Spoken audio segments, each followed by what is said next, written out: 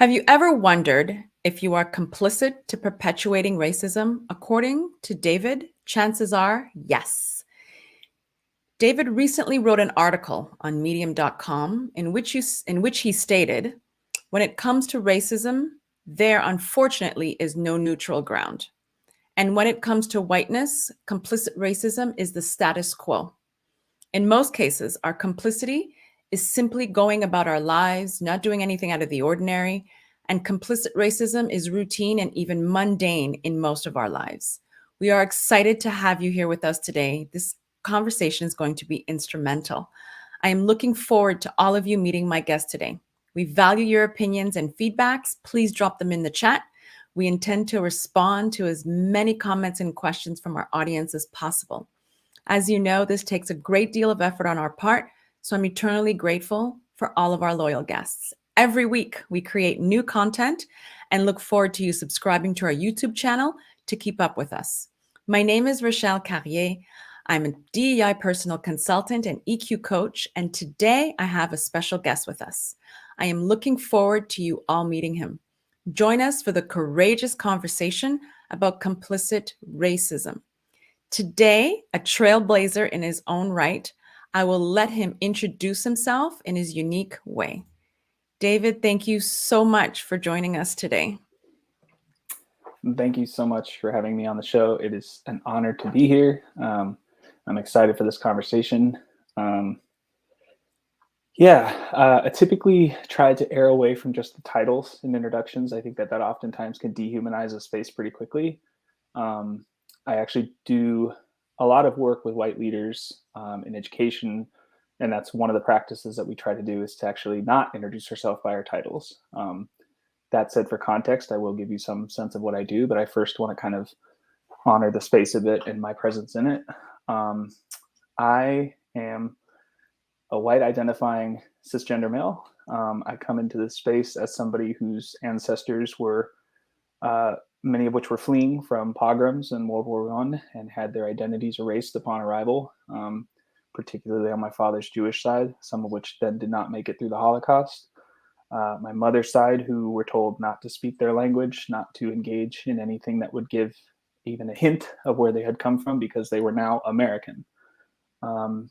So to have stripped our identity, to have come here, and then now to have, I will say, upheld the traditions as well as the structures and systems that the oppressor has given us, that then became sort of the way or the norm of how we showed up in that space. I will say that is not something I could have really understood or articulated even maybe 5 years ago.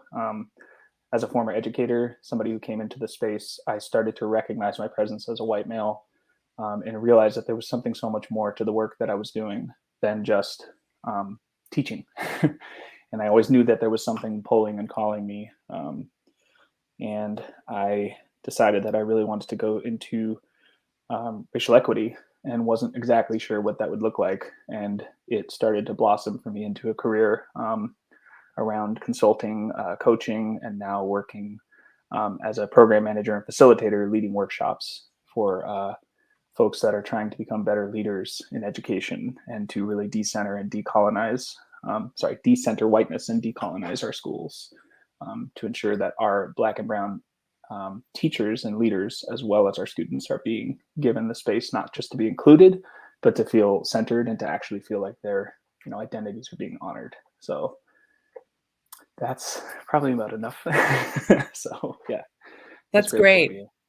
Right. I love everything you said. And there are a few things that definitely come out as you spoke. I think what jumps out at me is if you can explain what decolonizing means. How are you decolonizing the school system?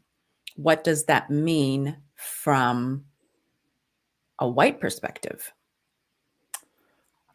So a quote that comes to mind, and I can't say the quote to its exact nature. So, but James Baldwin had said something to the effect of, there's a reason that some folks want to colonize the moon and others dance before it as an old friend. And for me, that really highlights what colonization is in terms of the mind, right? So it's this idea that things are ours for the taking. And so I think with schools, particularly when obviously my ancestors arrived here, the indigenous folks were not complicit yet in their system, nor was that something that many indigenous folks were even remotely considering or willing to be a part of. And so I think that the school system, in many ways, I will say, especially our public school system, was designed to dehumanize folks, to really assimilate them, to put them in a space where their identities, their language, their parts of them that made them who they were, to be taken away from them. And we've seen those patterns then continue in our current public education system, even down to the little details of, up until recently, students not being allowed to wear hats, right? Like things that were just so expressive of their identities, and walking in a line, right? The fact that a lot of our schools are, designed currently by the same institutions that design prisons, as is the food that is served to them, right? Same companies that are making the food for our schools and our prisons. So this idea of like the settler model and how it has functioned with mass incarceration and all these other elements have just basically become foundational in how our schools operate. And so for me, it's about really bringing back soil and culture to education. I say soil as in like the basis of like who folks are, and rather than say, bringing community. It's not just about bringing schools into communities. It's really about bringing communities back into schools. I love that. What does that look like from, do you think all of our minds are colonized, including mine? I think that's a really good question. I think to some extent, almost by nature, it's very hard not to operate and function from I'll just say a Western or imperialism or capitalism mindset, just by virtue of us being born into a system that perpetuates these things. I think that on a much deeper spiritual and intuitive and heart level, there's a part of us that will always remain not colonized. And that's the part we're always trying to listen to and to awaken more, because that part can't be taken from us. But that sort of on a more cognitive level, in terms of the systems that we're assimilated into, that we're born into, that are sort of given to us as those structures that we inherit, even just by nature of going through public school, or even private school for sure, has its own problems. I just do a lot of work in public schools. That's why I speak to that one more, but certainly private schools. I think that our cognitive or our intellectual brains oftentimes do operate from a colonized lens, and that it's, unless we actively try to tap more into that deeper spiritual or emotional or heart level of ourselves, it's kind of just the nature of how we show up. Right. When did you make that cognitive awareness that you were born into a system and that you can actually make a difference in the system by not assimilating with everybody? Because I'm sure there's a lot of pushback. Yeah. Yes, there's a lot of pushback, but that's going to your question. I would say that the awareness for me really started I would say around 2014, when I went through a master's program to become a teacher. And we specifically went through a program that was designed to focus on, abolitionism and ideas of how do we start to recognize whiteness, and how it's showing up and manifesting in our education system. And I remember just having the most visceral reaction I have ever had to somebody telling me something about myself that felt so deeply fundamentally jarring to my identity and who I was. We watched a video that was just explaining white privilege on such simple terms. I mean, it was like a cartoon video. And I just remember my palms were sweating. Like my heart started racing. It was almost like that sense of like a panic attack of like my entire identity was questioned in that moment, and I just immediately wanted to push back. I wanted to talk about my Jewish ancestors and this loss and this, and the fact that we too had been oppressed, and all those things that came back, which immediately cued me into that there was something I'll just say, right about what was being told to me. And after that, like things just started to kind of unravel, and it was really painful, but also really, I'll just say freeing. It's kind of like when you go through, you know that something's wrong, right? Leading up to that point, something didn't feel right, and I couldn't quite put my finger on it. And from that point forward, yes, I fumbled a lot. I made plenty of mistakes. I certainly went militant, made all my family, did the whole, I'll just say, like early awareness stage, which is really unfortunately painful for a lot of other people to carry. But that even in the midst of that, to know now that something had shifted in my awareness of my identity. But again, I would say that really on a deeper level and fundamentally understanding that, there's work that's had to go beyond, I believe it's Risma Menakun's, like, my grandmother's hands, like some of the more deep work of like somatic work and body and spiritual work around doing a workshop that was called like Before We Were White, and really tapping into like ancestry and parts of that journey. I'd say really started more in the last couple of years of starting to unpack those specific pieces more. Did you tie that with having white privilege? Absolutely. I mean, I think one of the things that oftentimes I have to check myself on when I'm thinking about white privilege is it's not even just about my class, right? It's not about how much money I've inherited or what, type of clothes I'm able to wear. It's just more about being able to go through the world in a certain way with expectations of how I'm being perceived as well as how others are perceiving me, right? That doors should open for me in certain ways that they won't necessarily for others. And I think that as I started to see that and to unpack that after that sort of, visceral journey start in 2014, is to then really become aware of like all these moments of walking into white privilege, like physically noticing it in a space and noticing where I was carrying it and how I was carrying it, right? When I was speaking first, why I was speaking first, why people were sometimes listening to me when somebody had right next to me had said the exact same thing, right? And then slowly also having to make that shift of realizing that, like, white privilege, while ultimately is something that needs to be deconstructed and done away with, but will be very, that's something that will likely not fully manifest in my lifetime, can at least be used strategically and intentionally in how I show up in the world and who I'm able to, when I see my gatekeeper role and when I'm stopping other people from, getting in, is asking myself, can I open this gate? Or even sometimes more importantly, why was there a gate here in the first place? And can I be a part of removing that gate for others? So yes, that the white privilege piece, I don't know if that answers your question, but it's certainly a part of my perception of myself now, particularly as a male. So Absolutely.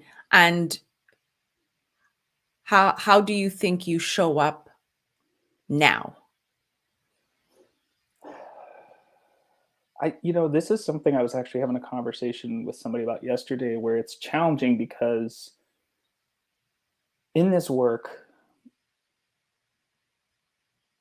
you always want to feel like people can trust you. You want to feel like an ally, right? But the very fact of naming oneself as an ally or saying I'm a co-conspirator, an ally, Right. oftentimes means there's still a lot of work to do. And so for me, it's really like it's challenging sometimes, because the default assumption that's going to come if somebody just sees me, say, in a coffee shop, right? If it's a person of color, what they're going to see is not the work that I've done. They're going to see a white male. um, and so all those cues, all those sirens, all those bells that rightfully have been conditioned into some other folks that are not me, that are not experiencing like life through the perspective or lens of whiteness, are going to see me as a white male. And I have to just always be mindful of that, because there's even sometimes something as like subtle as just like a smile at the right time, or just giving some acknowledgement or like recognition of somebody, can be more powerful than, well, actually is more powerful than trying to be like hey, I know all this stuff, and let me tell you why I'm invested in this work, and here's what I do for a living, and all like that can just put people off and push people away. And so it's more like showing up as a human being. And 99% of the time when I do that, those parts of me come out. People can start to see that I've done that work just by virtue of how I'm showing up in a space or the energy that I'm putting out. But I don't always have that luxury. And most of the time, as I'm going through my life, if it's just in passing, I still will just be another white male on the street. And that's sometimes hard to accept, because it also reminds me how much more work I still have to do. And the fact that I can never just not be a white male and how I show up in the world and what I have access to. Right. So that brings me to, a different question. Do you think, so let's go back a little bit before I ask this question. Mm-hmm. How can we define complicit racism? So I'm trying to think about if, like a textbook version of it, is basically, I guess, allowing or being a part of or benefiting from the structures and systems, that perpetuate racism.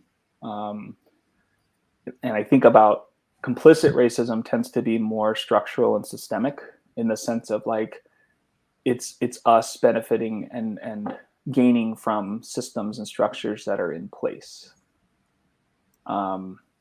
Which unfortunately that also can mean that other folks, not just white men, are able to leverage those same systems because there's a divide and conquer mentality too. And I don't want to speak too much to that as it's not my own lived experience, but there's certainly elements of that too that I think I touch on in that article that you mentioned about it's not just white people that can be complicit in perpetuating racism. Right. I think oftentimes I read the book White Fragility, and I remember the author saying, and this is going to come as the next question, and she had stated that too.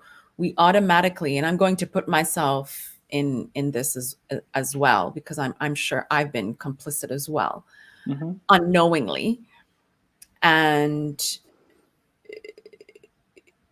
it's very difficult for us to admit that we're racist only because we think that if we're racist or we have racist ideas or Mm-hmm. thoughts, that it makes us a bad person. And, Yes. right. So I want to give that question to you or ask you that question. Does it make you a bad person? Mm. I love that question because it calls to so first off, I want to make something that I've been grappling with now. Like I really am trying to get people to stop saying a racist. I don't believe that somebody can be a racist, that people can be racist, right? That they can have racist beliefs, hold racist thoughts. We can certainly be racist in how we show up in the world, but I don't fundamentally think somebody can be a racist. And I think that that's also really important because where is that line, right? So for like, I could look at, say, somebody in, who's carrying a tiki torch down a street yelling blood and soil and say, well, that's clearly a racist, right? But if I see somebody who maybe considers themselves progressive and has this, I love all people and everybody matters, but yet they're doing things that are actually harmful, they're not going to see themselves as a racist for sure. So like that line becomes very hard to delineate as to like how you define somebody. And so I think it's important to realize that like racism and how we can be racist exists on a spectrum. The morality of it and whether it makes us quote unquote a bad person is almost a separate issue, because some folks actively embrace their racism, right? They want to be racist. It's a part of their identity. They genuinely believe that white people and all elders, should be separate and that, we are, I say we as white people, superior in all ways, shapes, and forms. So to me, that's somebody who's very racist and is on their moral aspect of it. From what I would say, yes, sure, they're choosing immoral ways of being. Whereas like Ijo Malau talks about this idea that one of the beautiful things about fighting racism is we ourselves don't have to not be racist, right? Like you can be anti-racist in the midst of still being racist, because it's about pushing back on systems and structures while also seeing those things in ourselves and pushing back on those things in ourselves. So it's not just saying like, oh my gosh, like I just had a thought that I'm smarter than that person, or I defaulted to talking to this white male at this company, not realizing that the female standing next to him is actually the lead. That's not a moment of questioning my morality. It's a question of like, wow, like I'm still carrying a lot of racist beliefs or assumptions with me. And how do I start to check those in a way that's not just immediately beating myself up and thinking, well, I'm just a terrible person, because that guilt gets in the way.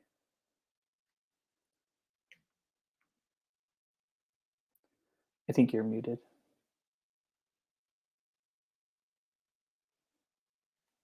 I think you might be muted. Thank you. Yeah. I was muted. So, how do we begin to deconstruct those ideas? Mm. And I believe that's probably where emotional intelligence comes in, because we have to be able to be self-aware of the emotions or thoughts. Let's go back to the emotions. We have to be aware that the emotions we're feeling when we see someone, what Mm-hmm. does that emotion, or what does that person, how does that person trigger us in an emotional way?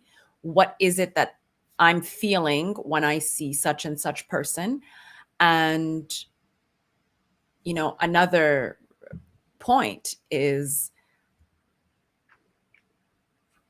how can I deconstruct what I just felt towards such and such persons to be able to be more aware to not do it again? And I know it's probably a practice that we probably have to go through.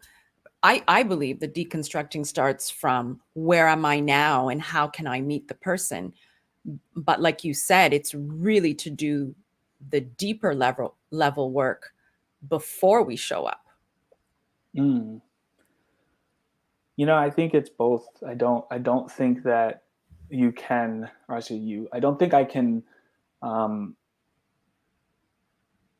undo and reconstruct always right in the moment, because there's going to be sometimes just too many layers that I'm carrying with me about assumptions or ideas that are just so deeply held and deeply rooted. I mean, to give like a tangible example, right? Like, um, uh, in that Risma Medicum, like in my, and I apologize if I'm pronouncing his last name wrong, but when he talks about my grandmother's hands, how white folks carry centuries of fear of the black body with us, right? It's this idea that there's this almost like a somatic flinch response that can come up in certain situations. And that's something that takes years, if not decades, to really start to unpack and to start to challenge and to push, push that level of awareness where even as it's happening, we're able to say, okay, like that just happened. How do I, metabolize that trauma? How do I metabolize that? That's, something that I'm carrying with me. I think there are a lot of instances, though, in the moment where, to what you were saying, where we can really challenge our assumptions and beliefs, right? Like in a given moment, I think one of the things I was thinking about the other day too is like accents are a perfect example, right? We think about people, first of all, we talk about English as a second language, used to be what it was called in schools, right? But many of these kids are multilingual. So then it became English language learners, right? And then it became, now we're talking about how do we push policies to make it multilinguistic, right? Or multilingual students. Doesn't need to be sort of this like English centered way of learning, but because that automatically sets it up from a deficit lens, right? Until you've learned English, you're not on the same level as me. Mm. But what's interesting about that is that stigma or that weight doesn't apply to folks who have a European descent. And what I mean by that is, if I meet somebody, and I apologize, I'm just going to name the first nationality, which shows whatever my own biases, but if I meet somebody from East Africa and I see that they're struggling with English, there's automatically an assumption on my part that like, oh, they might not be as smart as me, right?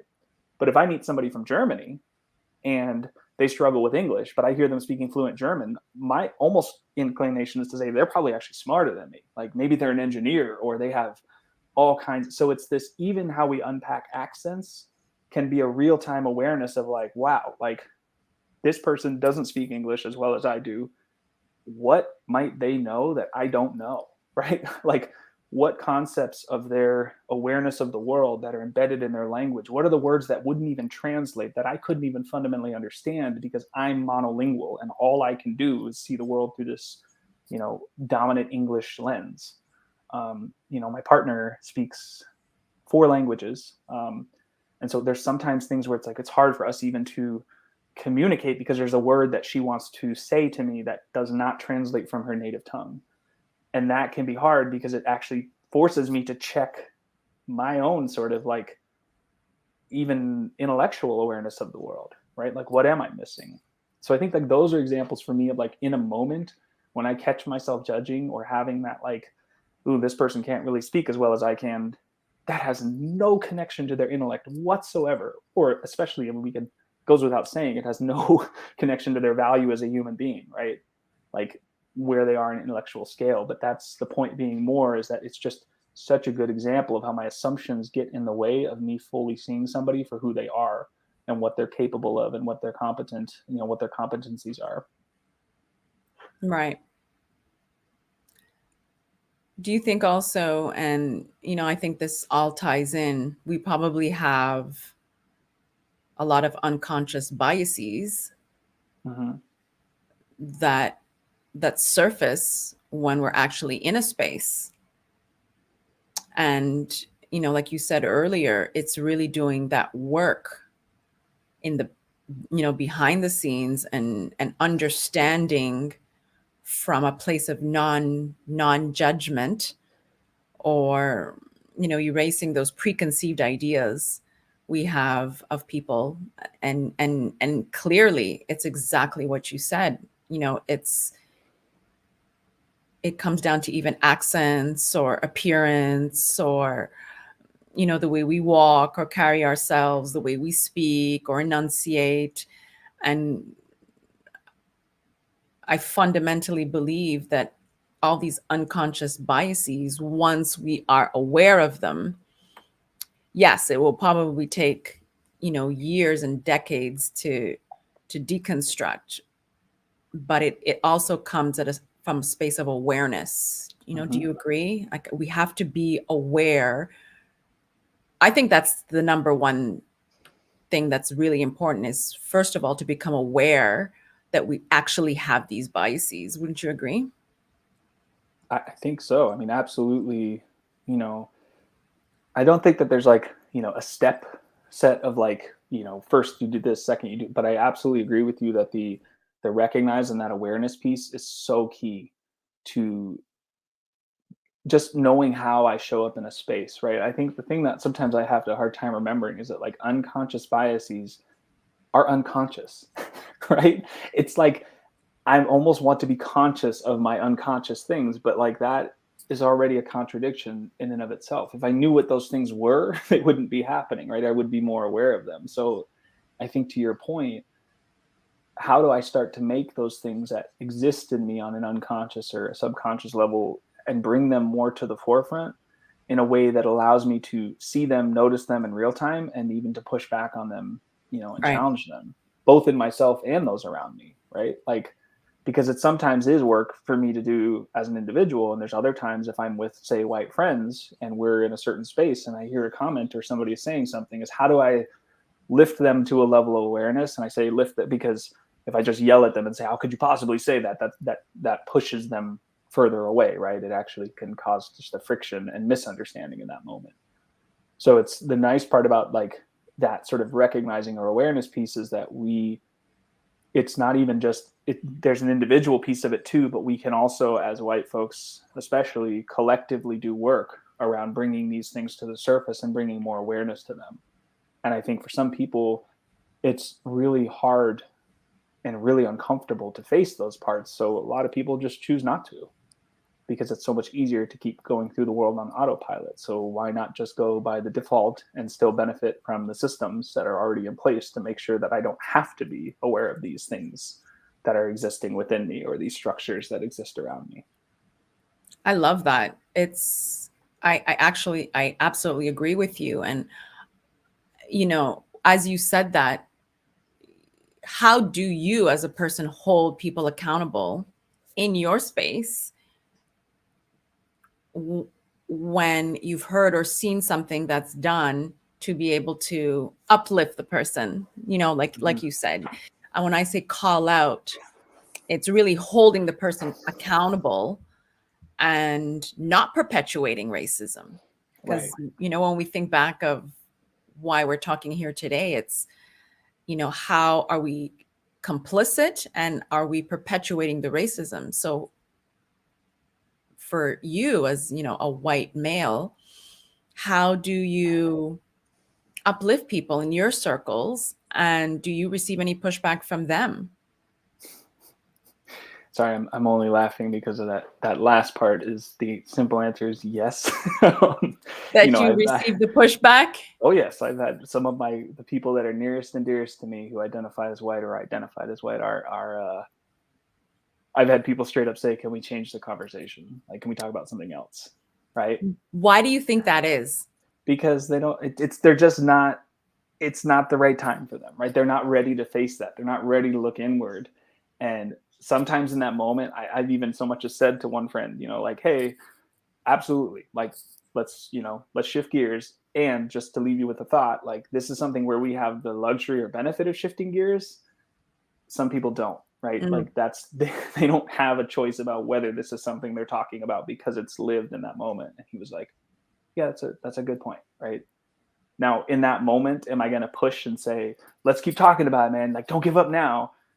Not necessarily, because the fact that he even got to that level of discomfort means that there's still more conversation there, and that the next time we interact, because again, he's somebody who's close to me, we can continue to unpack, right? And we can continue to do more work, and we can continue to bring some of that stuff to the surface, even so much as like he can reflect on that conversation and say, here's what was making me, or here's what I was starting to think about. Because actually in that case that did happen, right? He actually physically, we were just hanging out, he went to a different space for a little bit, not even because of that conversation, but we were just doing our own thing for a little. And when he came back, he actually rekindled the conversation to be like, I was thinking about what you were saying about reparations, and like, that does actually seem kind of logical. So like me giving him kind of that space to change the channel was a conscious pivot, because I knew that if I kept pushing it and pushing it and pushing it, it was not going to help, right? And sometimes, even just yesterday, I had somebody who's incredibly close to me, say on no uncertain terms that she absolutely hates rap, and that it's, that music is crap, and I don't know why, she said it's not even music, right? And I just had that like, ugh, like, where do I even start feeling, and I had to just pause, because this was at a family dinner and there was a lot of people. And I was like, I don't have the bandwidth to unpack this comment and what that can potentially mean about that person's assumptions, right? And so rather than address it right in the moment, it was something I could file away and say, okay, so my job in this situation is to find some examples and to really lift up musicians and artists that, and really like actually spend some time with that person and listen to some hip hop and some rap to help them understand or see it in a way, in a different lens. And maybe, if I was in a different space, or it was a different setting, or it was just me and that person one-on-one, I would have dove right into that conversation right there and then. But something intuitively just told me, like, now's not the time to like call this person to the table, like, this is a bigger conversation that we can have. As long as but if I don't let it go, right? Like, it's not just putting a pause on something doesn't mean I just ignored it, right? It's more now strategically thinking about, how do I want to address that comment later? How do I want to have that conversation in a way that actually is healthy and productive, where it doesn't just become a argument or a tug of war or a push and pull? Because I said the exact same thing about rap when I was in high school. I used to call it mainstream crap, right? I loved hip hop, but I hated mainstream crap. Did I understand why rap existed in the first place? No, I had no context or understanding of what the evolution was behind hip hop or any of that music. And so for me, it's like, I see you. Like, to look at that person and be like, I hate to know that I had that same bias and thought and feeling. And here's how I started to unpack it, right?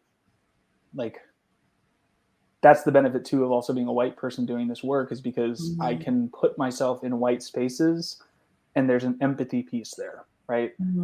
The same exhaustion that applies to, say, somebody of color, for you example, leading in some of this work with a group of white people, is it can feel very personal and targeted, and it gets really exhausting, right? I have plenty of colleagues in this work that are just like, I don't have the bandwidth to have these conversations with white people anymore. Like, they need to do some of this work for themselves, right? Somebody asked me about the other day, like, is critical race theory a bad thing? Like, I don't get it. And I'm like, go read about it.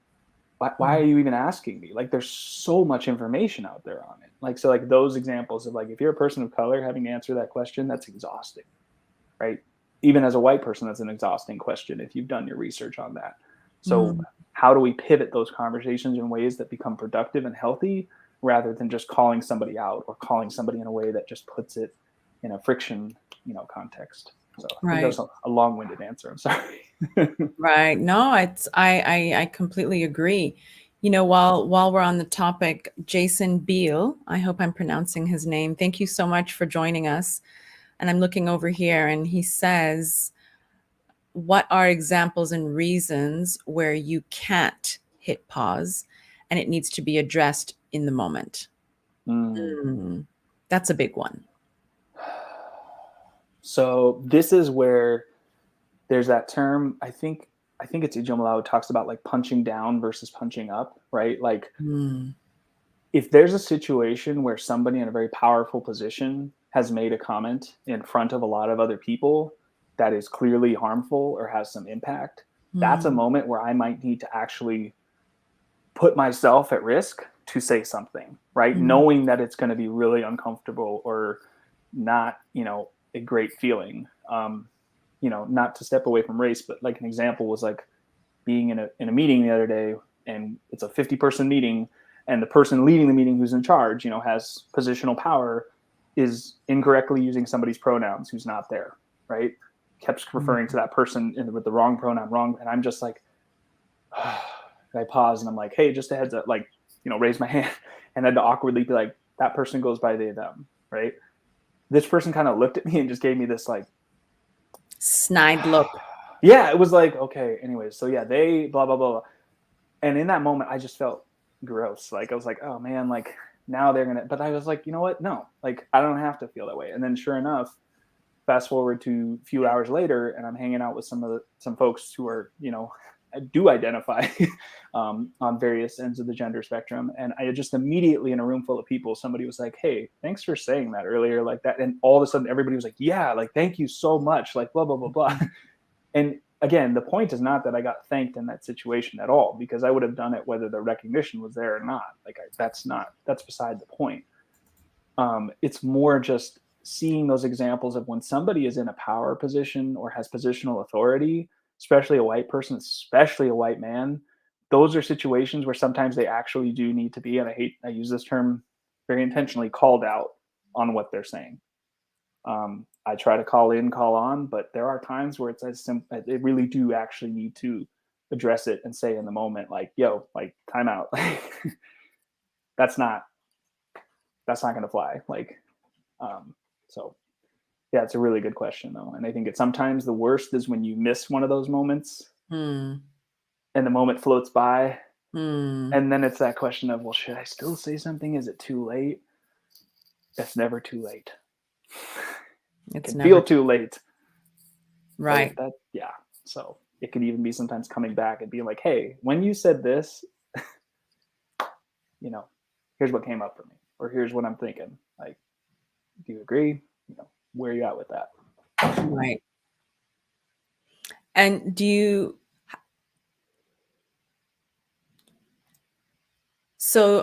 and we're going to go back probably to, something that I thought really interesting on why I reached out. And I want you to tell the audience what it was about your post that went viral on LinkedIn. And how did you process it? And what was your takeaway from that post? But first begin to explain to all of us what the post was and then the aftermath. So bring us along the process of what it felt like and the thoughts that were occurring to you when this went viral. Wow. Yeah. Well, first of all, I did not expect that post to go viral. And that was in and of itself kind of an overwhelming phenomenon. To have like, I literally, my inbox just, I couldn't, yeah. So the post essentially was me calling other Jewish folks to the table to be like, the news around the fact that Black and brown folks were not being allowed into countries of asylum, whereas white people were being like even hand selected to come in on these trains and groups, was just really, really, really troubling me. And I was like, this is just so fundamentally backwards. Like it's there's no excuse for this. And as I started to unpack that, I was like, there's especially no excuse for this from the Jewish community, because we are the folks who are always saying never again, right? And this idea that people need to be like, one of the biggest mistakes that the United States made in when the Holocaust was happening was denying it, not giving asylum to Jews who were trying to escape, right? My ancestors are actually, some of them are from Ukraine, and they escaped during pogroms that were happening. And so like for them not to have been able to gain asylum, I wouldn't be here, right? So this idea that like, why were some people being valued more than others was just so painful to me to say, like, where are the Jewish people calling this out? Like, to be like, we of all people need to be making sure that other people are not, because that other people are not being, looked over or oppressed, because we know where this can end. We know how that persecution can end. And so that post quickly started to gain some traction. It got reshared. And next thing I knew, it was creeping over 1 million. And then it started, and the pushback I got on that too was very real. I mean, I had a lot of people who were like, this is a government post, this is anti-Semitic. People, this is just another person who the government's trying to like, pay to take down Israel. And like the amount of anti-Semitism, the I'm anti-Semitic fire that came at me was pretty hot. Because for people, it's really scary sometimes when you challenge, the Jewish faith and culture in the sense that it can make it look bad, right? So for me to say, as a Jew, I think for some people really did not, sit well with them. But I engaged in some of those conversations, and others, I was just so encouraged to see that somebody would make a post and there'd be like 50 responses to it of other people doing that lift for me, to be like, well, did you consider this, or did you think about this? And like, and a couple times people would jump in with a comment and I'd be like, no, like, let me take the heat. Don't, because they would say something that was so true and so profound, but I knew based on some of the trolling and the comments that were happening that they were just going to get eviscerated. And it was like, and that happens too. I mean, I had a documentary that a similar phenomena happened to, where people were sharing their personal stories, and it just became, cannon fire around like how people were just so quick to cut them down. So yeah, that post has definitely opened up some avenues for me and just kind of given me some perspective on like topics like that. I mean, I'm still feeling very similar. I don't think much has changed. I think if anything's changed, we've just changed the channel. I mean that metaphorically and physically when it comes to, what's going on as far as people escaping, both Ukraine and Russia right now. And do you think that is perpetuating the racism? Because I've seen some I personally don't watch the news or turn on the television unless it's intentional that I want to watch something specific on Netflix. So, but what I did come across on social media, because it was very hard to avoid it. Not that I was avoiding it, but it was just so painful. So I remember an image, and there were, I think they were under a bridge or in a tunnel, and everybody was Black, and they were saying exactly that. Why are others being let in or given asylum or refugee status and not us, and how their passports were being taken away, their children's passports, their grandparents, families that were, seeking asylum or refugee status in other countries, that they were not allowed to even to have that accessibility. And for you, do you think that is perpetuating racism? I mean, I guess I would respond just by saying I don't know how that's not perpetuating racism. I mean, I believe I know which clip you're referring to, and I think one of the hardest things for me is recognizing that one of the biggest reasons that this is being avoided, which in and of itself perpetuates the problem, is that it hits too close to home for a lot of people in the United States. When we look at what's happening with the border in Mexico, like the separation of children from their families, like that is such a visceral thing to actually grapple with, that I think for a lot of people to start to notice or identify those things that are also going on in Europe, you can't point the finger out there without looking inward and thinking about, like, what the hell are we doing? And I think that, it's really hard to, like, I want to not spend any time going into the 40 whatever presidents of the United States who, God forbid, becomes again. But, his comment about people coming from shithole countries, right? And how we need more people from countries like Norway or Sweden or whatever it was that he said, that just hit the nail on the head for me, right? It's like, immigrants are not welcome unless ... Right? And that's we're still living in that world. The US is happy to absorb as many European immigrants as want to come here, period. Just like, as long as within 1 or 2 generations they've dropped the accent and lost the culture and they've become Americanized, quote unquote, we're happy to have them here. But when it comes to black and brown folks, maybe we'll include them here at best, but we're sure as heck not going to center them, right? And that piece around black and brown bodies and ideas and voices being centered as, look at what is happening here, look at the people that are not being acknowledged or left behind, I think was too painful for some white people to even look at. And it's why in many ways it didn't take more time in the news or media. Like, it was definitely kicking around for a couple of weeks, but then kind of that thread, that story is now, you have to like go digging for it to see what's going on that level of, refugees that are trying to escape right now. Right. How is it that you can identify, and I'm pretty sure this is probably a question that some people in the audience do have, how is it that you identify with Black lives? How do you identify with Black lives based on let's make the connection, based on your Jewish heritage?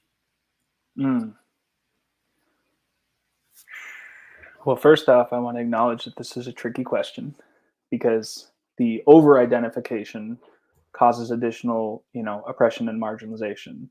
Like, when folks that identify as Jewish just try to sort of circumvent their complicit aspect of how they're also perpetuating, because, my ancestors went through this oppression too. My ancestors, like, that piece can become actually really harmful and destructive, because it just avoids the whole conversation of, yeah, but what are you doing now? And what are you still, now capable of that maybe Black and brown folks, like, I can choose to tell people my last name or not, but somebody who's presenting as Black can't choose how other people are going to receive them, right? I have relatives who have changed their last name simply because of where they live now. They don't want to deal with the backlash.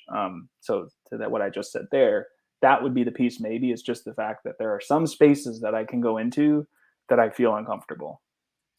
Like, maybe that's it. It's just knowing that if I were to out myself, right, to say, and this is also saying that I'm culturally Jewish in some ways, whether I choose to be or not. People sometimes look at me and just say, are you Jewish? Like, because I Ashkenazi Jew, I have my grandmother's nose here.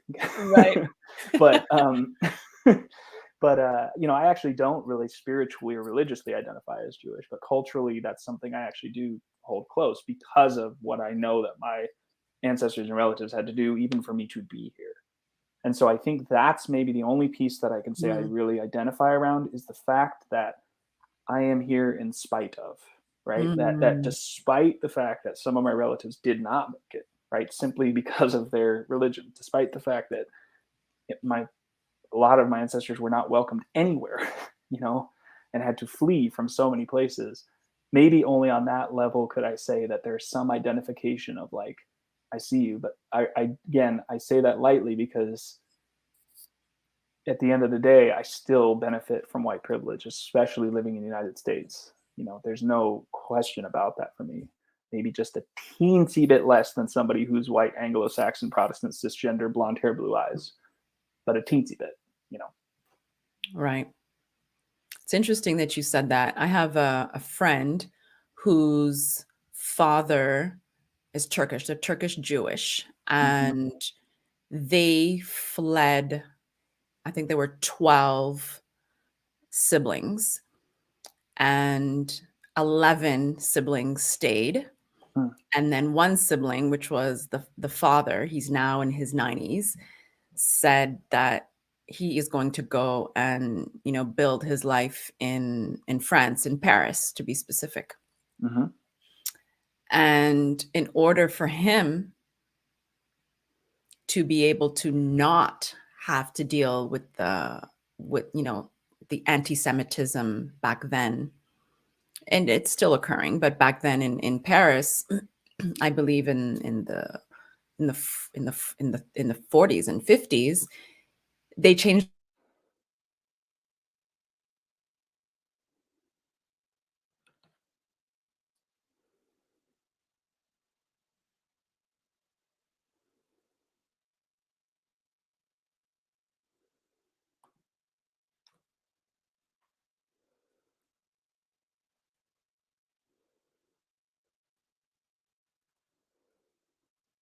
I'm not sure if you can still hear me. My screen just froze.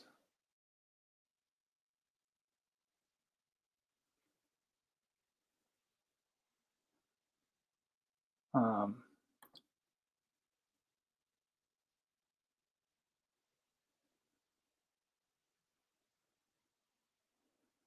if somebody in the chat can maybe indicate whether you can still hear me or not. I don't know if we lost our host or whether I'm no longer in the space.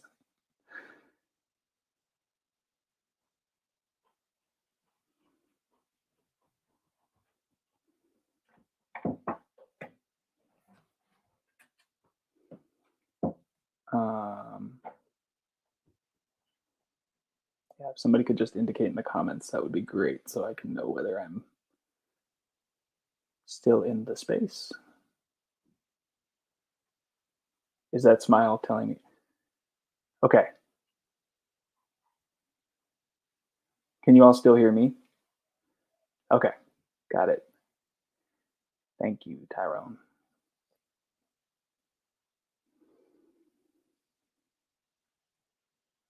Well, I think I'm gonna try and answer that question because I think what she was getting at is this idea that the last name piece, and so my last name is not actually Goldencrans, and what I mean by that is like that was not the name that my ancestors carried with them.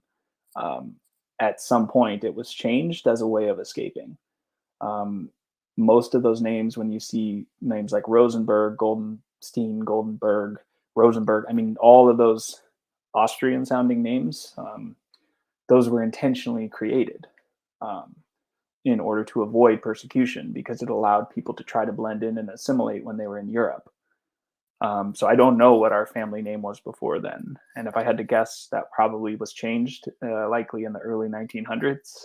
Um, so in terms of that piece, like even the name Goldencrans was an attempt to escape identification as Jewish.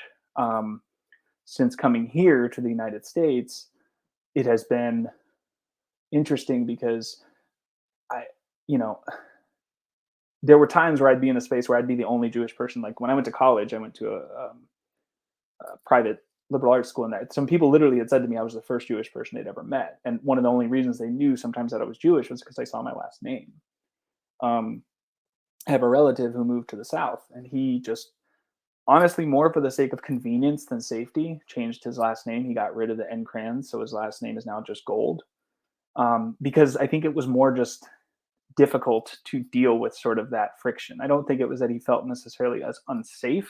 Also he's a larger dude, tough dude working in the South, like has his own land. It's like that wasn't it so much for him. I think it was more just not dealing with the inconvenience of being identified and called out in spaces. If he's at a diner or going to the DMV or any of that kind of just practical day to day stuff, just having that last name Golden Crayons was kind of like a additional level of friction that he just didn't want to carry. So I think in terms of that last name piece, it's kind of ironic because the very name that I inherited through my father's side is a name that was created to try to escape and avoid oppression, and has since now become just a absolute identifier of my culture and my religion. Thank you so much, David. I apologize. The connection went down and I lost everything. I'm so happy you were able to continue that conversation. Yeah, I heard just enough of it, and then our folks in the comments were gracious enough to tell me that they could still hear me. So I was like, okay, I'm going to try to field the question as best as I can. Awesome. Thank you so much. And I think also what happens is that the then, and to go back to it for a couple of seconds, when, him and his wife moved to Paris, now the children were taught to not talk about their Jewish heritage, their Mm-hmm. Jewish name. Um, you know, when they did go to synagogues, it was, no one knew about it. When they were celebrating Rosh Hashanah, when they're doing bar mitzvah or bat mitzvahs, I mean, everything was a secret around their Jewishness. Mm-hmm. And what happened was that, as opposed to assimilating, what they did was center, Shabbat and dinners and all that around their closest Jewish friends that knew that they were Jewish with time. But the children were forced to, quickly make different friends. And then, my friend he had a bar mitzvah, but it was, it was not publicized, and it wasn't, it wasn't as it wasn't celebrated the way they wanted to celebrate it. And I think that's what makes perpetuating racism a very fine line, because then you feel that you have to hide your Jewishness, you know, Mm-hmm. and it on a deeper level, I think it really affects, and I have to say us, I think it affects us in ways where we are complicit to perpetuating racism. Mm. Hmm. Yeah. And, I do want to back up for a second, because when I mentioned my uncle's experience of changing his last name, I will say that it is becoming less and less safe to be Jewish in America. That is a fact that needs to be named. Yet again, I should say. It was unsafe. It became a little more safe. It's becoming unsafe again. It was chilling to hear people saying Jews will not replace us marching down the street, in part because I had no intention of replacing you. But so I think I have the privilege and the benefit and the luxury of living in a progressive city like Seattle, where Judaism is considered novel. If anything, I'm considered like a kind of tokenized version of white here. There are some parts of the country where that is just simply not the case. So in terms of my safety here and my lived experience here is very different. There are some neighborhoods in Seattle that are very Jewish. And I mean, like, as in like Orthodox Judaism, like synagogues on every block. People are identifying as, we call it, the black hat is like the term where they have like this, the payas, the sideburns, and this hat. And, the women are very covered. Yeah. And that is an interesting thing for me to see, because I recognize that sometimes, though, while on the one hand they're doing that for community safety and a way of holding on to culture that otherwise would be just erased, it also can lead to a very sort of homogenous belief system and sets of things that where they are removing and isolating themselves. But that's always been the case with so many people who have immigrated here, right? We saw that happen with Italians, we saw that happen with Polish people, we saw that happen with Scottish people. Like, people came in with their own, and at some point, the kids, to your point, started to kind of venture off. And so it's hard to say, I guess, in that sense. For me, I can only speak to my experiences. My grandfather, his parents, and my grandmother, my father's side, they were all very Jewish. My dad grew up hearing a lot of Yiddish in the home. He can still speak a lot of Yiddish phrases. I cannot. I don't know any Yiddish. I don't know, I could say a couple words like chutzpah, right? And I know what challah bread is. I mean, there's like certain things that, yes, are integral, like a good baklava. I know it when I taste it. A good brisket, there you go. Like, we're on point. But like, those are the remnants, right? Those are the crumbs of something that has slowly been washed away. And I think as an adult, I've started to realize the importance of carrying some of those parts with me, especially as I start to look at bringing a kid into the world. So Mm-mm. I was going to mention that. yeah. How is that going to look like for you being a first-time dad? Well, I think being a first time dad is going to offer all of the amazing wonders and challenges of being a first time dad, period. One thing I want to name, just given the space that we're in and the conversation we're having, is that my children will never have the ability to consider themselves or to be identified as white. And that's something that's very fascinating to me, is knowing that part of this work is so deeply personal, because the work that I do here is also investing in the safety of my children and trying to ensure that how they grow up in the world and the world that they experience is different than even what I, as a white person, was able to offer to my friends that were not white, growing up, and that they can really start to see that there's progress and there's action, and that, their mom and their dad are trying to be living proof of like this change we're trying to create and bring about in the world, and that there are a lot of other people out there that are invested in this too. I love all of it. What do you want the audience to take away today? I think mainly just the idea that, like, the effects of this work, many of them will not materialize in our lifetimes. Mm. And that can be a really frustrating thing to grapple with, because I think, especially in sort of white supremacy culture, this idea of perfectionism, completion, finishing it has to be done right, right? Somebody said to me one time that, this is not a marathon, it's not a sprint, it is a relay race. I have been handed the baton in my generation, and it is my job to run with that baton as much as I can before handing it off to the next person to continue to do the work. And so I just offer that to folks to say that we are all in this relay race together. We're carrying the baton as best as we can. Sometimes we can carry it together. Other times we have to carry it by ourselves and ensure that it's going to spaces it would not otherwise go, especially in white spaces as a white person. But yes, that it is really I'll just say that it can be an honor when I realize that somebody handed it to me and that they entrust me sometimes to do that work professionally, as well as just personally, and that this is how I get to show up in my daily life. Like, I feel really privileged and honored. Mm, I love it. Um, Sh- Shinmai, thank you for joining. I apologize if I mispronounce your name. She said she loved that analogy. Mm. Yeah.